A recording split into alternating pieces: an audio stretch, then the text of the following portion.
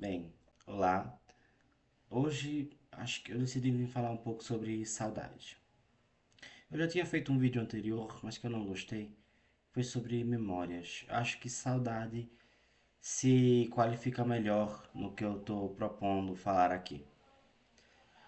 Posso começar, por exemplo, que saudade é uma palavra com um significado muito profundo.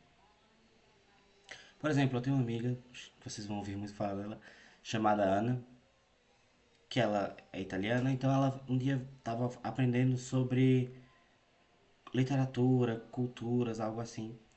E ela veio me falar o seguinte: Fabrício, meu professor falou que no português existe uma palavra chamada saudade. Mas o que ela significa? Então eu comecei a explicar a ela o que saudade significava e comecei a ficar um pouco abismado com a profundidade do significado e a maior profundidade ainda do sentimento. Então, chega que em alguns dias atrás eu sonhei com uma pessoa muito amada ainda, que não faz parte mais da minha vida há 2 anos. E há 2 anos eu vivo refém. São 2 anos sendo refém, refém de algo que não mais existe, refém de memórias. Daí que tá, vem outro vídeo. Refém de memórias. Mas acho que é principalmente refém de saudosismos. Dessa vontade de que o passado, de que os momentos bons do passado retornem. Porque essa é uma crueldade muito grande. Uma coisa que o destino nos reserva com uma enorme crueldade mesmo. Tanto que você vê, por exemplo, toda vez na música que a palavra saudade é usada, é sempre com uma tristeza. Nunca com uma coisa boa, ai, saudade, como, ai, que coisa linda. Não, é tipo, ai, que saudade de um beija-flor que me beijou depois voou. Ou seja, saudade de uma pessoa que foi embora. Que é justamente isso que eu tô, né, nesse processo. Ah, tem aquela música do Mazzaropi. A dor da saudade, quem é que não tem?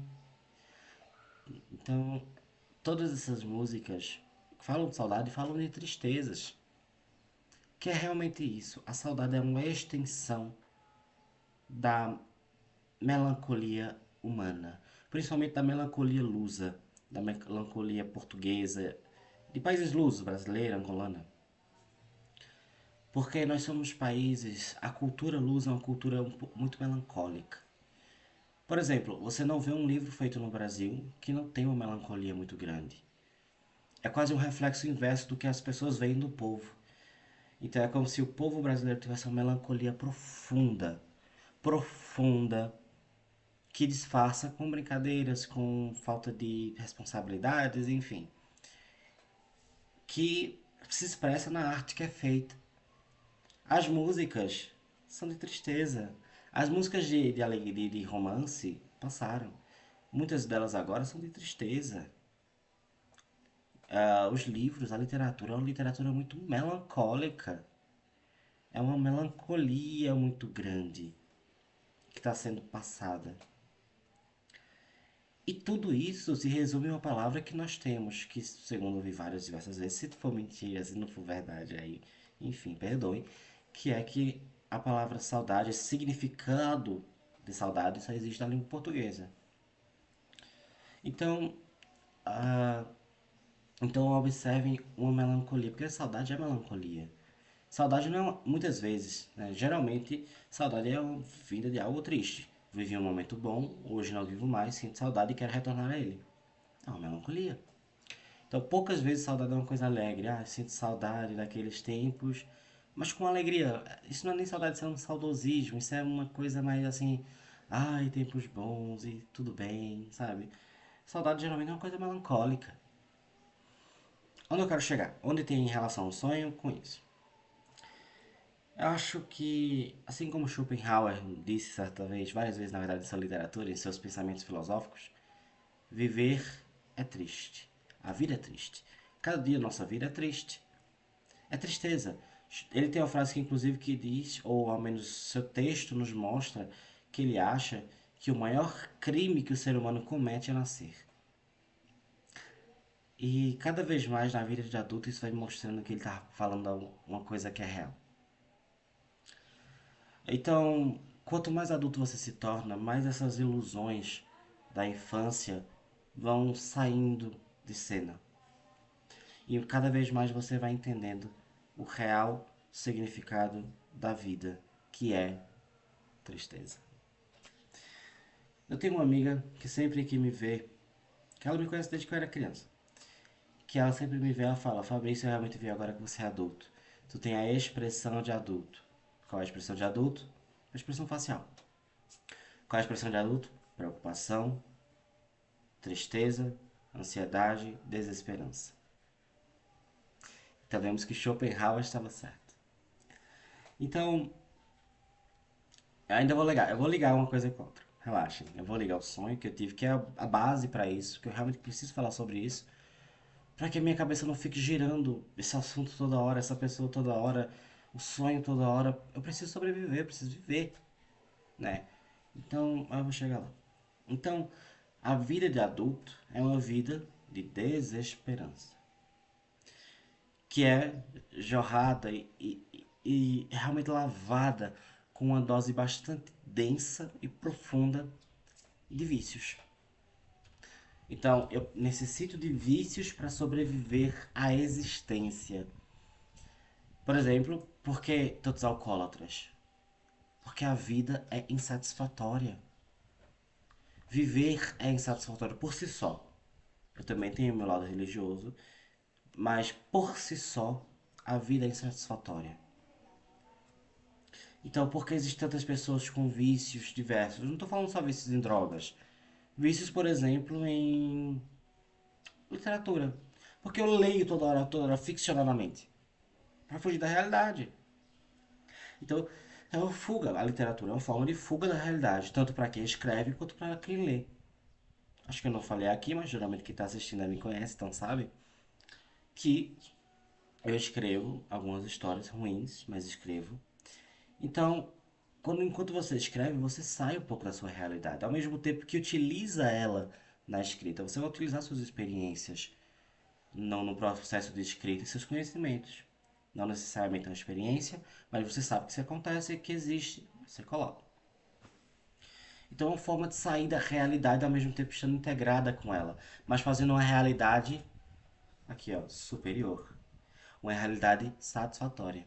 Uma realidade que você, se não queria participar dela, mas ao menos sente-se feliz por poder conviver com ela. Não sei se está dando para entender. E para quem lê, é um pouco semelhante. Você lê porque você quer ver um outro universo, uma outra realidade, onde é diferente da tão triste vivência que é essa. Então, ser adulto é ter vícios. Outra maneira de fugir da tristeza que é existir pode ser nas virtudes. Temos um santo que disse que a verdadeira felicidade está em servir. Servir o próximo e servir a Deus. Só que geralmente as pessoas não buscam virtudes, porque as virtudes são difíceis de serem conseguidas. Por quê? Porque vícios vêm assim, você não precisa fazer nada, o vício vem. Virtude você tem que conseguir, você tem que adquirir. Você tem que sair da sua zona de conforto e chegar lá. E as pessoas geralmente não estão interessadas nisso. Então, bem, então viver é uma constante tristeza, é uma linha constante de tristeza. Nasci, meu maior crime, morrer, minha maior vitória. E em meio disso aqui, tristezas. Agora vamos chegar lá. Então, em meio a essas tristezas, nós temos pessoas. Nossa vida não é uma linha única. São vários traços que vão se ramificando, que são as pessoas que entram em nosso caminho. Alguns deles perduram, são conexões, são linhas que perduram, estão intactas, outras estão cortadas. Então, imagine vamos dizer, as memórias, a saudade, os desejos, como uma água, uma gota de água que passa por entre essa linha da vida.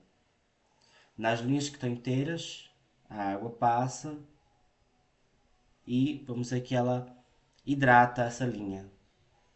São memórias, coisas felizes, são saudades, são memórias felizes que você viu com essa pessoa e que te hidrata por quê?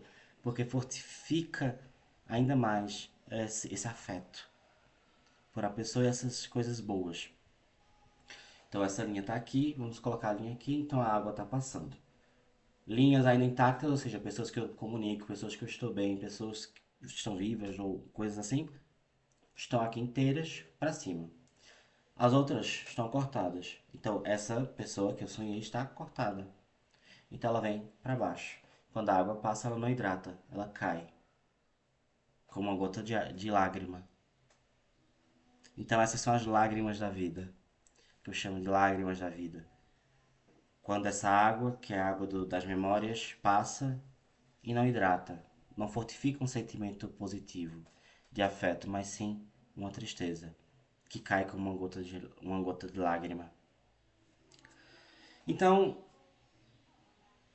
não é algo raro de acontecer esses sonhos ou pensamentos. Eu tô lá, de repente vem a pessoa à mente e o peito sente, sabe? Quando seu coração começa a sentir.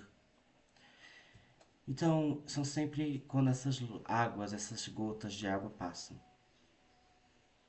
e fazem essa gotejamento de lágrimas constante, constante, constante, que muitas vezes enchem e acabam submergindo a própria vida. E aí a gente vem em uma deprimência constante. Então, ainda vou fazer outro vídeo sobre pessoas que passam pelas nossas vidas. Esse não é esse o foco, é só falar realmente sobre o que aconteceu. Então, observe o quanto é de complicado. Porque não é uma coisa que está ao nosso alcance. Posso resolver? Não. Se posso, não sei como. Entende? Então é realmente uma coisa muito difícil. Porque são coisas que vêm, mas não são resolvidas. Então continuamos naquela máxima, como diria Schopenhauer, viver é sofrer. Tchau.